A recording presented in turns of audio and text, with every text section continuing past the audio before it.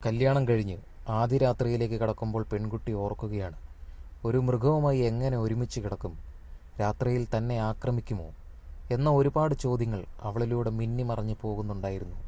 പക്ഷേ താൻ സ്നേഹിച്ച അല്ലെങ്കിൽ തന്നെ അഗാധമായി സ്നേഹിക്കുന്ന മൃഗമായിരുന്നു ആ ചിമ്പാൻസി. മലേഷ്യയിലെ ഒരു ഉൾഗ്രാമത്തിലായിരുന്നു യുവതിയുടെ വീട്. അവിടെയുള്ള ഒരു സൂവിലായിരുന്നു തൻ്റെ ഭർത്താവിൻ്റെ ജോലിയും. അതുകൊണ്ട് തന്നെ കല്യാണം കഴിഞ്ഞ് അയാൾ ജോലി ചെയ്യുന്ന മൃഗശാലയിൽ ഭാര്യയ്ക്കും മൃഗശാലയിലെ അക്കൗണ്ടിംഗ് സെക്ഷനിലേക്ക് ജോലി ലഭിക്കുകയുണ്ടായി. മൃഗശാല സൂക്ഷിപ്പുകാരനായ ഭർത്താവിൻ്റെ പ്രധാന ജോലി അവിടെയുള്ള ചിമ്പാൻസിയെ പരിചരിക്കുക എന്നതായിരുന്നു. തന്നേക്കാൾ ഉയർന്ന ജോലി ആയതുകൊണ്ട് അയാൾക്ക് ഭാര്യയോട് നീരസമുണ്ടായിരുന്നു. രാവിലെ വീട്ടിലെ പണികളൊക്കെ തീർത്ത് ഉച്ചയ്ക്ക് കഴിക്കാനുള്ള ഭക്ഷണവുമായി വേണം അവൾ അയാളുടെ കൂടെ വരാൻ. എന്നാൽ വീട്ടിലെ പണിക്ക് അയാളുടെ സഹായം ലഭിച്ചിരുന്നില്ല.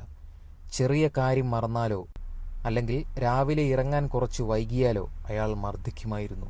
മൃഗശാലയിലെ ചിമ്പാൻസിയുടെ കൂടിൻ്റെ അടുത്ത് അധികം ആളുകളുടെ കണ്ണെത്താത്ത സ്ഥലമായതുകൊണ്ട് അവിടെ വെച്ചായിരുന്നു മർദ്ദനം. ഇതെല്ലാം കാണുന്നത് ചിമ്പാൻസിയായിരുന്നു. ഒരു ദിവസം താമസിച്ചെണീറ്റ കാരണത്താൽ അയാൾ അവളെ ചിമ്പാൻസിയുടെ മുന്നിൽ വെച്ച് മർദ്ദിക്കാൻ തുടങ്ങി. മർദ്ദനമേറ്റ് അവശയായ ഭാര്യയുടെ ഉച്ചയ്ക്ക് കഴിക്കാനുള്ള ഭക്ഷണം അയാൾ എടുത്ത് കളയുകയുണ്ടായി. ഇതെല്ലാം കണ്ടുകൊണ്ടിരുന്ന ചിമ്പാൻസി തനിക്ക് കഴിക്കാൻ തന്ന ആപ്പിൾ 2 അവൾക്ക് കൊടുത്തു. അവിടെ തുടങ്ങിയിരുന്നു അവർ തമ്മിലുള്ള ബന്ധം. പിന്നീട് ഇതൊരു ശീലമായി. ചിമ്പാൻസി തനിക്ക് കിട്ടുന്ന ഭക്ഷണത്തിൽ നിന്നും ഒരു പങ്ക് അവൾക്ക് കൊടുത്തു. തൻ്റെ പ്രശ്നങ്ങൾ അറിയാനും കേൾക്കാനും ഒരാൾ ഉള്ളത് അവൾക്കൊരു ആശ്വാസമായിരുന്നു. ഒരു ദിവസം മൃഗശാലയിൽ കണക്കെടുപ്പായിരുന്നു. അന്ന് ഇവർ 2 പേരും മാത്രമായിരുന്നു അവിടെ ഉണ്ടായിരുന്നത്. ഭക്ഷണത്തിൻ്റെ കണക്ക് നോക്കുന്നതിൻ്റെ ഇടയിൽ വശപ്പിശക് കണ്ട അവൾ അയാളോട് കാര്യം നിരക്കി. ചിമ്പാൻസിക്ക് കഴിക്കാൻ കൊണ്ടുവന്ന ഭക്ഷണത്തിൽ പകുതി മാത്രമേ അയാൾ ചിമ്പാൻസിക്ക് കൊടുത്തിരുന്നുള്ളൂ. ബാക്കി അയാൾ മറിച്ചു വിൽക്കുകയായിരുന്നു. കള്ളത്തരങ്ങൾ കൈയോടെ പൊക്കിയ അവൾ ഇത് മൃഗശാല ഉദ്യോഗസ്ഥരെ അറിയിക്കുമെന്ന് പറഞ്ഞു. പിന്നീട് അയാൾ അവളെ മർദ്ദിക്കാൻ തുടങ്ങി. പ്രതികാരമെന്നോണം വിവസ്ത്രയാക്കി ചിമ്പാൻസിയുടെ കൂട്ടിനുള്ളിൽ അവളെ കയറ്റി വാതിൽ പുറത്തുനിന്ന് പൂട്ടി. ചിമ്പാൻസി അവളെ ഉപദ്രവിക്കും എന്നായിരുന്നു അയാൾ കരുതിയത്.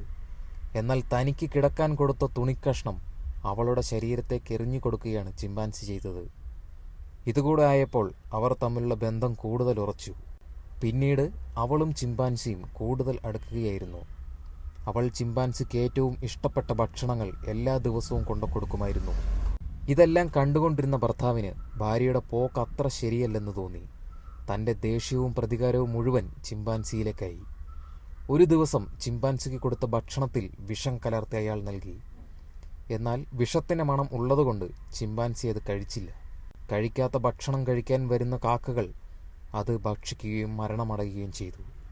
ഇതവൾ മൃഗശാല ഉദ്യോഗസ്ഥരെ അറിയിച്ചു. അതുകൊണ്ട് അയാളെ മൃഗശാലയിൽ നിന്നും പിരിച്ചുവിടുകയുണ്ടായി.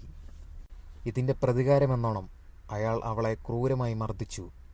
പിന്നീട് അവൾക്ക് വീട്ടിലേക്ക് പോകാൻ താല്പര്യമില്ലാതെയായി. രാത്രി ജോലിയും കൂടെ അവൾ ഏറ്റെടുത്ത് മൃഗശാലയിലേക്ക് താമസം മാറി. എന്നാൽ അവളെ കാത്തിരുന്നത് മറ്റ് ദുഃഖകരമായ വാർത്തയായിരുന്നു. താൻ സ്നേഹിക്കുന്ന ചിമ്പാൻസിയെ അവർ മറ്റൊരു മൃഗശാലയിലേക്ക് വിൽക്കുകയാണ്. പക്ഷേ ഇത് അവളെ മാനസികമായി തളർത്തി. തൻ്റെ കയ്യിലുണ്ടായിരുന്നത് എല്ലാം വിറ്റുപിറക്കിയ അവൾ ചിമ്പാൻസിയെ സ്വന്തമാക്കി. ഒരു വീടും വാടകയ്ക്കെടുത്ത് അവൾ താമസം തുടങ്ങി. എന്നാൽ ഇതറിഞ്ഞ ഭർത്താവ് തൻ്റെ വാടക വീടിന് മുന്നിൽ വന്ന് പ്രശ്നമുണ്ടാക്കി. ഭർത്താവിനോടുള്ള പ്രതികാരം എന്ന മട്ടിൽ ആ രാത്രി തന്നെ അയാളുടെ മുന്നിൽ വെച്ച് അവൾ ചിമ്പാൻസിയെ കല്യാണം കഴിച്ചു. അങ്ങനെ ഈ രാത്രി തൊട്ട് അവളും ചിമ്പാൻസിയും തമ്മിലുള്ള ജീവിതം തുടങ്ങുകയാണ്.